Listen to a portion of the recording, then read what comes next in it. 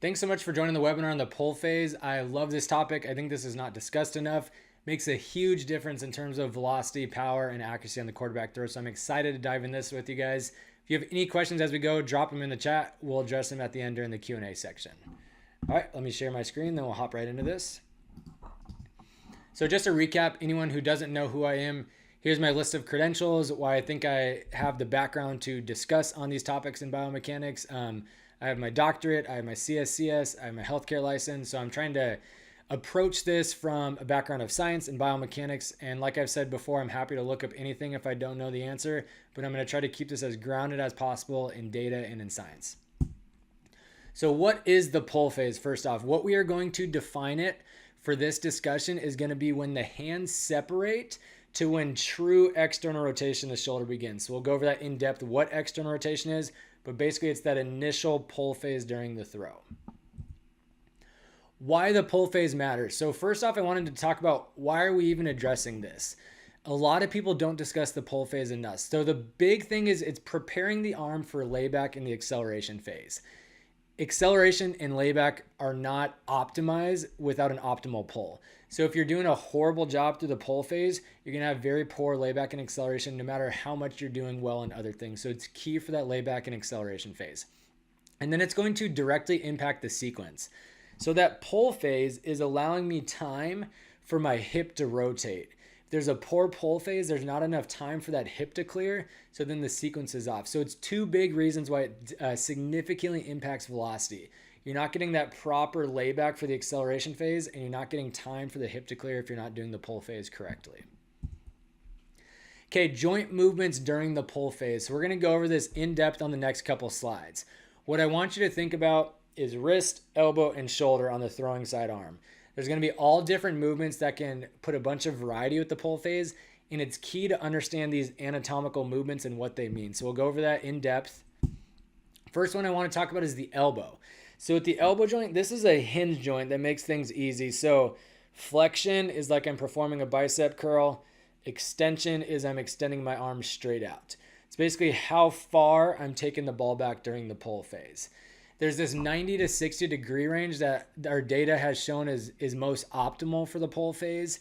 And then you got to find the balance between velocity and release time. So if I'm long through the elbow, there's going to be more velocity potential, but then also my release time significantly slower. So it's finding a balance between the both of them. Here's a graphical representation of that.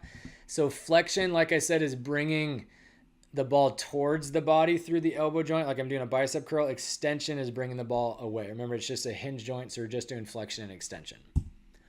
Shoulder becomes a lot more complex. The shoulder is a ball and socket joint, meaning it can move in a bunch of different directions. It's not just a hinge joint like the elbow.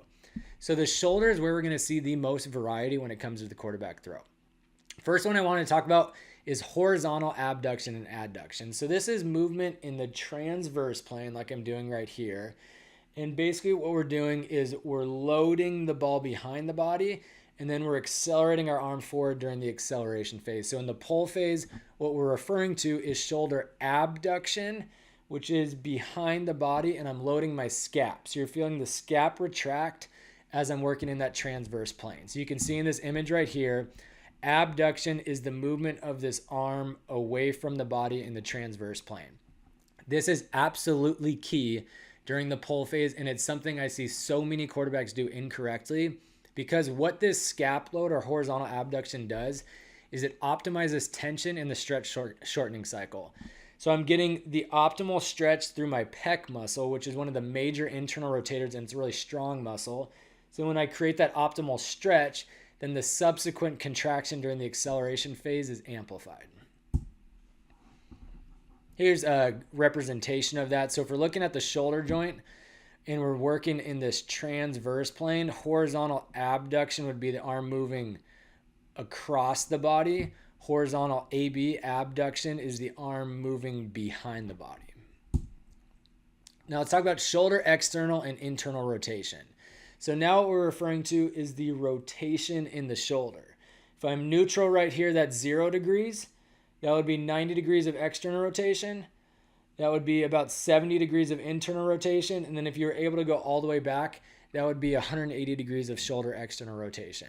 So it's the relationship of the ball relative to the shoulder. This is a really key one because you're going to see a lot of varieties here within the pull in regards to rotation. And it's always a balance between it. Because when we think about, so if I were to immediately go into external rotation, that pull phase, I think that's extremely problematic because it's very low velocity potential and really bad sequencing. I don't have time for my hip to clear, so I'm immediately rotating and I'm not giving optimal load back here for that acceleration phase. Neutral is good because it's quick but it requires you to be really good at foot strike and you have to have great speed of hip rotation to optimize the sequence. So if I get a neutral pull and I don't have really good hip speed or my foot strike super delayed, sequence is going to be off.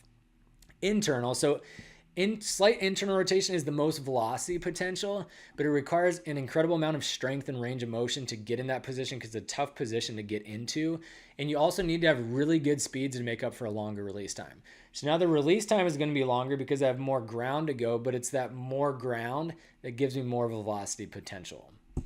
And here's a representation of that. So when we're looking at the ball relative to the elbow joint right here, in this middle one, this is neutral, meaning it's completely equal with the elbow. Externally rotated, it's above the elbow during the pull phase. Internally rotated, it's below the elbow. Most velocity potential right here in internal rotation, significant amount of strength and range of motion required. Quick, a lot of velocity potential, but you got to sequence well and you got to have a quick foot strike. Externally rotated, poor sequencing, poor velocity potential. It's going to be quick, but you're not going to get high velocity with that. Okay, shoulder abduction and adduction. So what we talked about before is horizontal abduction, adduction. This is now just straight abduction and adduction.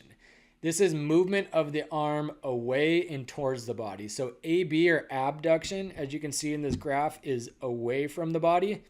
AD, adduction, is towards the body. Why am I saying this is a proxy for slot?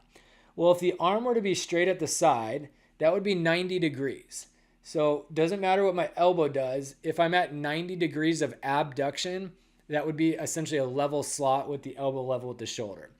So what I see with the data is guys that are about 90 to 105 is a pretty level slot. Once you go below or above that is when you start getting a high slot or a low slot. So it's a really good one to look at the level of the slot. You can see that in the image here. So adduction would be his arms loading down towards the body.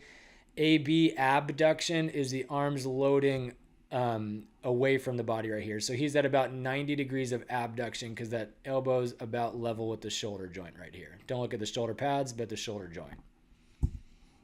Okay, wrist. Wrist stability is key. The wrist is a very complex joint. Also, it can do a lot of different movements. So let's look at the graph here. Extension, flexion. So extension, flexion.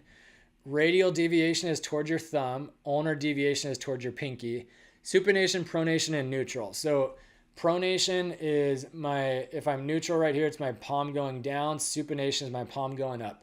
So it's always, when you're going into the acceleration or release phase, there's always going to be pronation. It's impossible to supinate as you're letting it go. Just some clarity there with that one. Here's primary muscle groups that are used during each movement. I'm not going to go through every single one of these, but I just want this graph so you guys can refer back to it. Some things I do want to highlight though. So internal rotation of the shoulder, these are much bigger muscles that are doing internal rotation. So your pec major, your lat, those are huge muscles compared to your shoulder external rotators or your infraspinatus and your teres minor, your main one, which are much smaller muscles. So the internal rotators are a lot bigger. That's why there's usually a lot more force during internal rotation. External muscles are a lot smaller. Same thing with horizontal abduction, adduction. You got much bigger muscles as we're doing adduction towards than we do have with abduction for the most part. Okay, let's talk about the stretch load cycle with the pull phase because this is absolutely key to understand why we need to do the pull phase at a high level. The whole goal when I think about the pull phase is I need to create optimal stretch in the quarterback. So here's the three things I look for with optimal stretch. Scap load is going to be a big one. I've got to be loaded back here to create that stretch for that pec. Hip shoulder separation during the pull phase. So the hips have to be starting rotation. Chest is closed like we talked about in another one. And then slight internal rotation. This is going to vary by coaches and by players. But if you're able to get into slight internal rotation, there's going to be a little bit more stretch, a little more velocity potential. However, you can still be neutral. And if you get a good scap load, good hip shoulder separation, velocity potential is pretty similar. Now, if I get the optimal stretch in the quarterback, I'm going to get the optimal subsequent snap. So I'm going to get a lot more magnitude and velocity. It's like I'm loading that spring, right? I'm getting back, creating this stretch in all the right areas. I'm compressing my spring. And then as I start to accelerate forward, the spring is released and pop. Everything comes forward real aggressively with a lot of velocity into the throw. Let's talk about the role of the scapula. So scapula is your shoulder blade. It's a very complex movement during the whole throw, but especially during the pull phase. So you need retraction, external rotation, and posterior tilt. So as I'm going through it, I'm retracting. There's going to be some slight external rotation in it and some slight posterior tilt.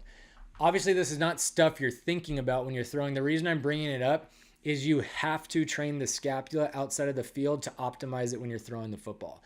That means you need to train, first off, range of motion through the scapula and then strength through the scapula. So being able to manipulate my scapula to move every way and do that in full range of motion and a strengthful way. Okay, mobility in the pull phase. So a couple things that I listed here. Control and range of motion in the scapula, like we talked about. Internal rotation in the shoulder. So even if I'm neutral, if I get slight internal rotation, you've got to have good range of motion in that shoulder joint to get in those positions that you want to get into during the pull phase. And then T-spine extension.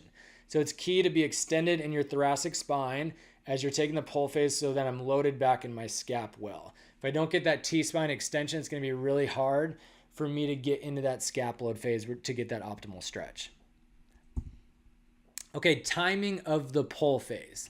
So timing's key because like I talked about at the beginning is the pull phase is essential to allow proper sequencing of the throw.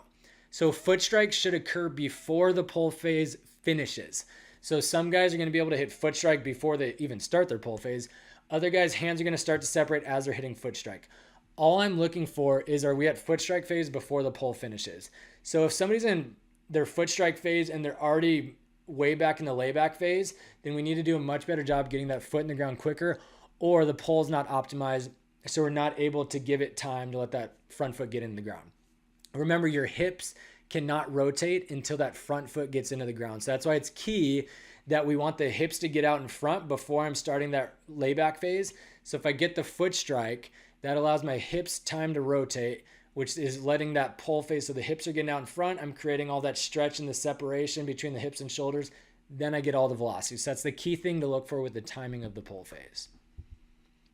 Strength required for a strong pull. So in order to get a strong pull, you have to get a lot of strength in certain movements of the shoulder joint.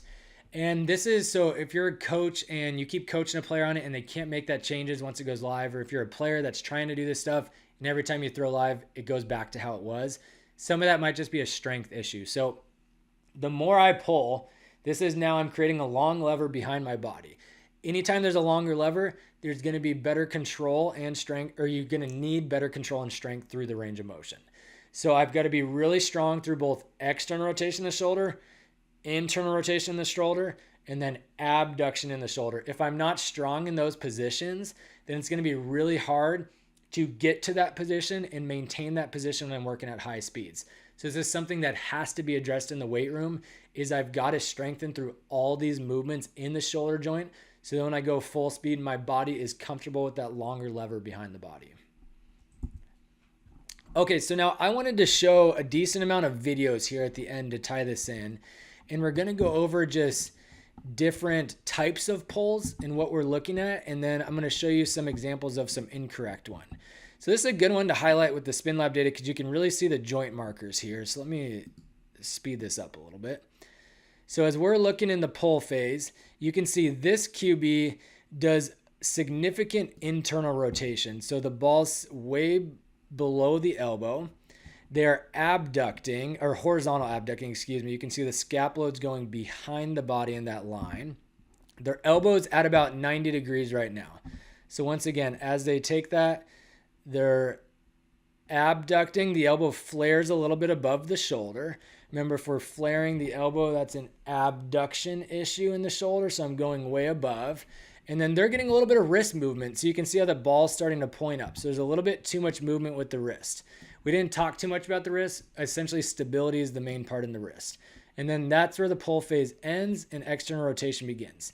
So what I want you to notice with the QB that gets significant amount of internal rotation, look at how aggressive the layback is. So I'll just play this full speed. The layback is going to be very aggressive because there's more range of motion. It's like having a longer on-ramp on a freeway. If I'm in internal rotation, all that range of motion is going to allow for an extremely aggressive layback, but then also it's going to be longer time required for that. Okay, let's go to another one here. Here's an example of a really clean and twitchy pull phase that's going to require a lot of control and strength, but a lot of velocity through this pull phase. So you can see this QB is in slight internal rotation of the shoulder. The ball is just below the elbow. And then as they go through, so they get really good horizontal abduction. They're loading through the scap. They actually get a little bit long in the elbow, so they're extending a little bit. But you can see there's zero movement in the wrist right now. Wrist is completely steady. Now take a look. Incredible layback, so significant amount of velocity. I'll recap that. So we're going through slight internal rotation. Scap load is really good right here. So this quarterback has a lot of stretch, right? We got them stretched in the right areas. Hips rotating already. Chest is closed. So they got hip-shoulder separation, internal rotation, and scap load. They're hitting all the check marks for a lot of velocity potential. That requires a significant amount of strength and range of motion and speeds to make up for a little bit longer pull. That's an extremely high potential for velocity with that one. All right, let's take a look at Jared Goff here from a different view. This is one that we looked at last time, same video. So what I want you to see here is as he goes through, so that's a really good example of shoulder abduction. See how he's loading into that slot. So elbows level is shoulder. So he goes immediately into abduction. You can see how there's slight retraction in the scapula. Let me rewind that. So take a look at the shoulder blade right there. So it's retracting back behind, and he's getting good stretch, and then that allows for huge layback. So really good abduction and horizontal abduction with this example right here. All right, now let's show another good example here. Then we'll show over some ones that need a little bit of work. So another good example is this QB goes into a little bit of internal rotation. Ball is slightly below the elbow, close to neutral. Really good horizontal abduction here. And then really good transition into that layback. So internal rotation, transition, internal rotation, transition. You can see how stable the wrist joint is. There's no movement in the wrist, and how clean they keep that elbow. So elbow's a little bit more compact and it's not as extended. All right, let's talk now about some that might need a little bit of work here. Some examples. So this is what I refer to as elbow flare. So when a QB flares their elbow, the elbow joint ends up significantly higher than the shoulder joint right there. And that's a common thing. You can see the wrist instability with this. A lot of issues for this. So if the elbow flares, the big issue I always think about is then I'm really tight in the shoulder joint, so it's really hard to lay back. So it's less than optimal layback potential. And he's also not loading that scap behind, so there's no stretch.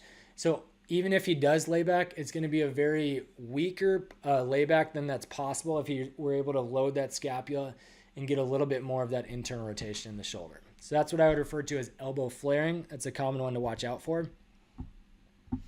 Another one here that we'll watch is, here's a behind example of not necessarily loading the scap as well. So you can see there's no real movement in that transverse plane behind, and this QB is going straight into external rotation.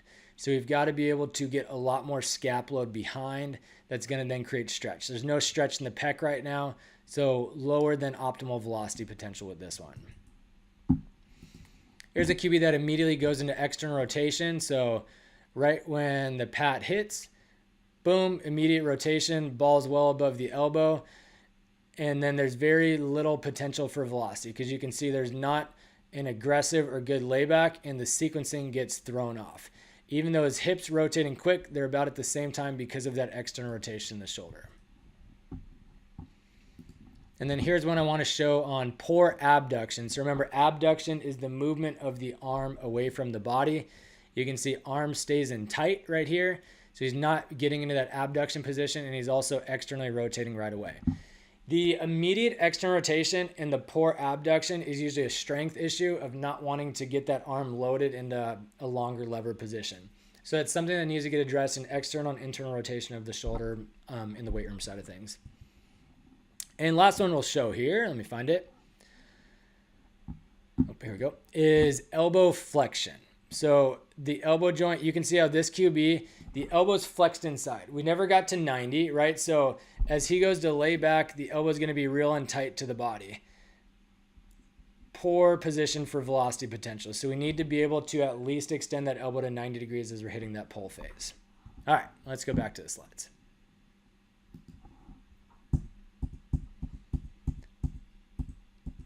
Last thing I wanted to talk about, a couple spin lab graphs here to look at how do you look at data during the pull phase. So here's what I do is I draw vertical lines right when the pull phase starts. So that's when there's going to be movement in the joints, basically. You can see how there's movement right here. That's when the pull phase is starting. And it's going to finish when there's true external rotation in the shoulder joint. So this light blue line's external rotation. We're starting rotation, so that's going to be when the pull phase ends right there. So we'll go over a couple graphs, but this QB says we're going down his elbow extension. So they're extending in the elbow, abducting in the shoulder, internal rotation in the shoulder, and then they're scap loading in that horizontal or that transverse plane. A lot of potential for velocity there. This one is an extreme amount of potential for velocity. So you can see they get a lot of extension in the elbow, which is not ideal, but you can make up for it with high speeds. Look at all the internal rotation in the shoulder, and then look at this climb with the scap. So we're really getting loaded and stretched in the right areas. And then one more here where you can see barely any movement in the elbow. There's straight abduction in the shoulder, slight internal rotation, extremely flat horizontal abduction line. So that's our scap load. So this QB's got no scap load. They're not doing a good job loading behind. So they're getting less than optimal velocity. You need to get that load behind. Okay, that's all I have for this webinar. We will now open this up for questions. Let me know what questions you might have.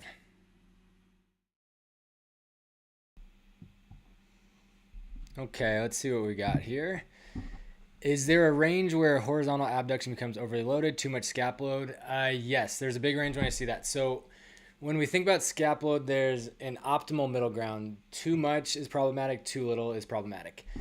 The tough part becomes what is too much. It's hard to give an exact degree, and I'd say this varies athlete to athlete, depending on how much range of motion that athlete has. I would just look for, so ideally, I just like guys to get a little bit of stretch and scapula. If it's someone that doesn't do it at all, then a little bit's just going to be the right amount, and I wouldn't force them to yank back really hard. So if you start to see them extend with the upper half, way too much scap load, but ideally just subtle optimal. Okay, what muscles should get targeted in the weight room for a better scap load? I would think more, so you have to train the scapula how to move. So rather than just strengthening certain muscles, I have to be able first to move my scapula through retraction, through external rotation, posterior tilt, etc. So a lot of that is cars movement or scap cars that I do with my guys is just kind of optimizing so how to move your scap first off. And then you can do scap rows, teaching the scap how to retract and strengthen through that. And then a lot of it is going to be training the athlete more posterior chain dominant. So I don't want to be anterior rolled over, but can I train to be more posterior and extended, especially through the T-spine? That's going to help in general with the scap load. Once you get that all going, then it's more so, I think plyo balls are great to feel out scap load so you can really feel kind of the stretch behind the body. In my QB's warm-up, I incorporate rag throws that work slow through the pull phase, then quick through the rest. Is this good to build muscle memory? Yes, it's definitely really good. One that I like almost more so than towel drills is some sort of weight. So we use plyo balls, but if you have anything that's like 1 pound, I would not go more than 2 pounds, but maybe 1 pound, and you go slow motion, the added weight forces those muscles to really contract. So you're getting those muscles used to strengthening with the longer lever behind the body. So typically I like to do a little more weight, but anything in general helps with that.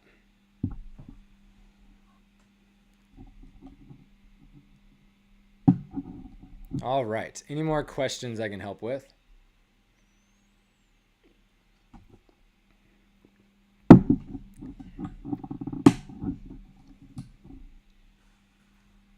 I'll leave it for about 10 more seconds. I appreciate that. Thank you. Yeah, the pull phase is one of my favorite things, and I think we don't talk about it nearly enough. It's so many guys are leaving a ton of velocity on the table just because they don't understand the pull phase in general. And it's one of the harder things to change if you're a coach.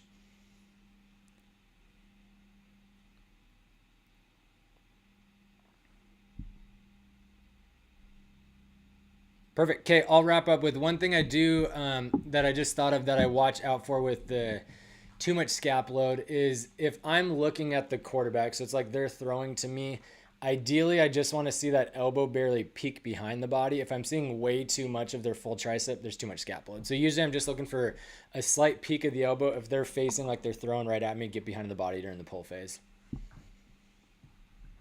All right, so that's going to be it. If you guys have any other questions that come through, feel free to let me know, and then we'll announce when we do the next webinar. Really appreciate it. Thanks, guys.